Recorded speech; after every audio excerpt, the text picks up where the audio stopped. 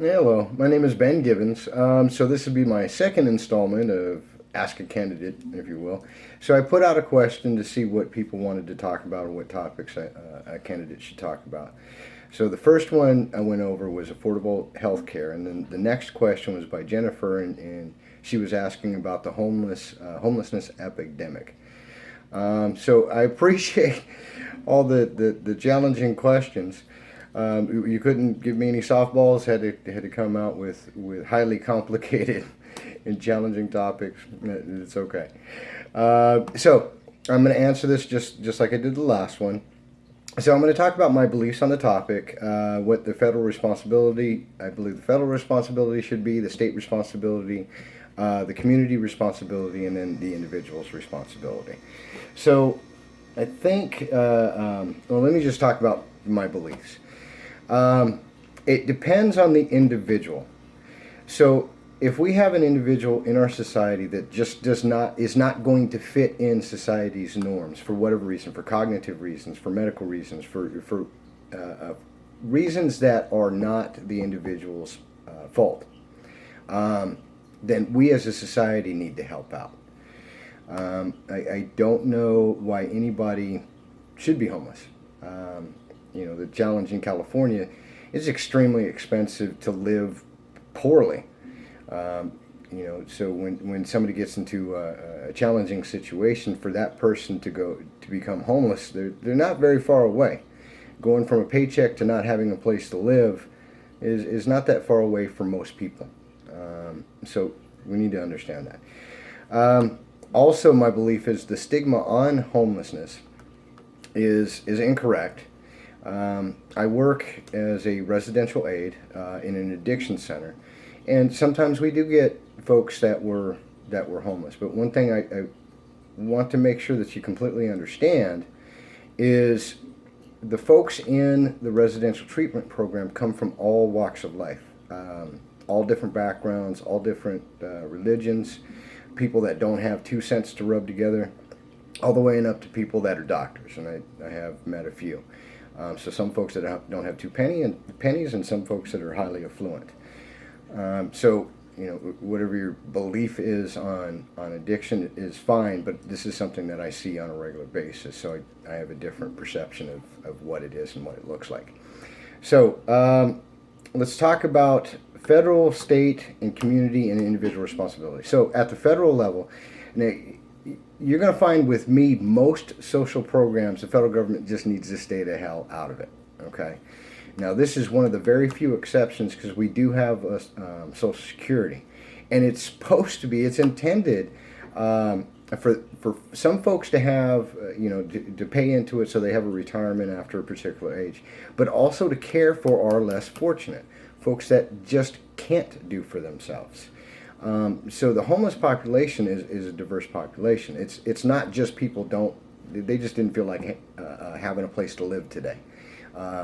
That's not the case. There are very few people that went out of their way to be homeless.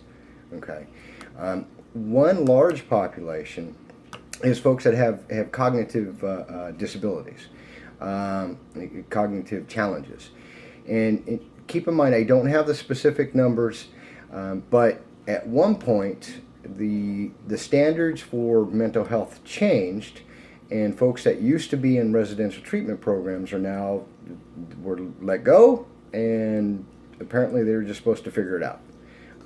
Well, that's not very effective, and that's why government needs to stay the hell out of it, because I don't think these things through. I don't think. Anyway, another thing is addiction.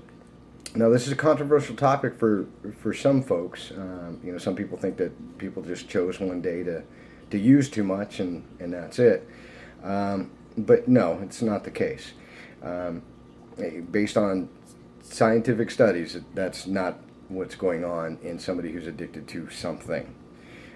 So that requires medical treatment, which goes to my last video, trying to make treatment affordable. So when we're talking about a pool of money like Social Security, my thought process is I want to know what the return of investment is on my money. So what is it that money's turning into? So I have no problem with that particular part of taxes being taken out of my pay to care for somebody who can't care for themselves. I have no problem with that. State responsibility is to identify down to the city and the district level what the needs are. In the city of Montclair, where I live, if somebody were to jump on the bus, they're going to see homeless the whole way through. And then I did a study on creating a program for the homeless in Skid Row. And the one thing I recognize, there is a whole bunch of programs out there. They're already there. They're not being utilized the way that they should. And the thing that I was attempting to develop is actually getting the people to the services that they need. That's one of the pieces that are missing. So I'll talk about what I think can be done on a fairly quick, in rapid succession. Then the community's responsibility is, I'm a big advocate for nonprofits. I'm a big advocate for taking the taxpayer money and giving it back. I'd much rather have you decide where that money goes if you want to pay for a social program or not. You have that choice. But social programs that are in place by nonprofits generally do have a return on investment. Something good happens.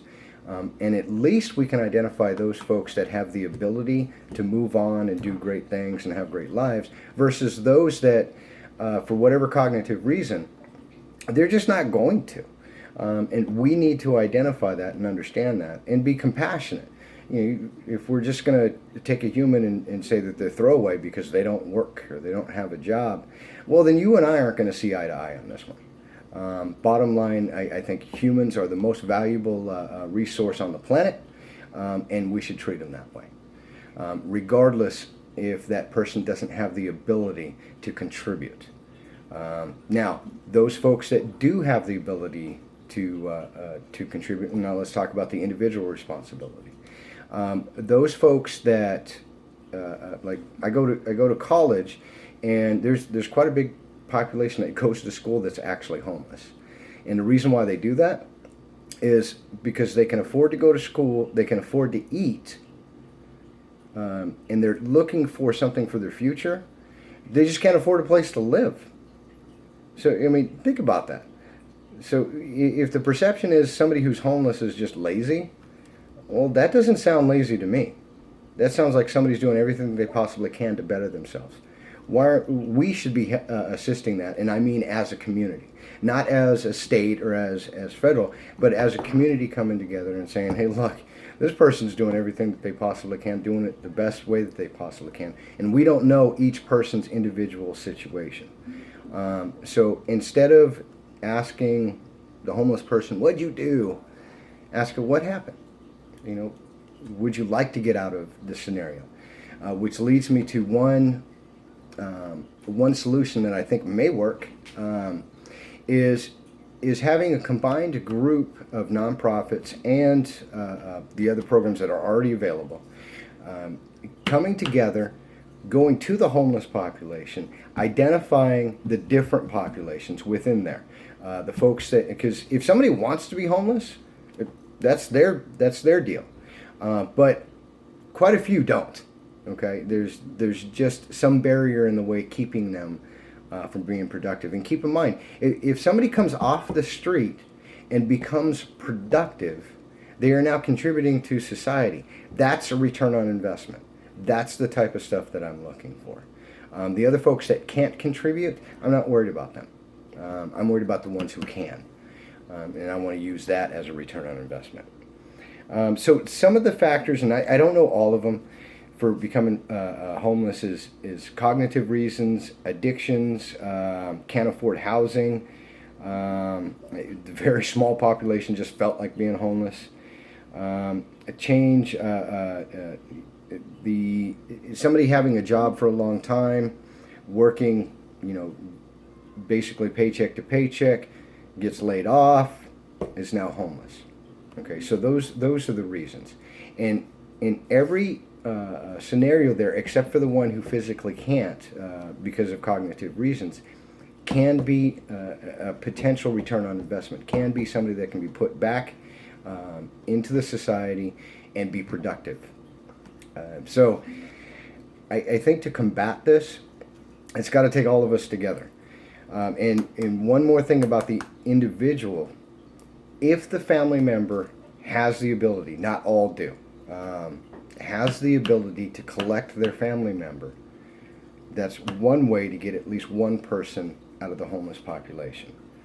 And then it's up to the rest of us. Do we just look the other way? See a homeless person and just say, okay, well, they have less value than me because they don't have a job? Or let's try to find out what's actually going on.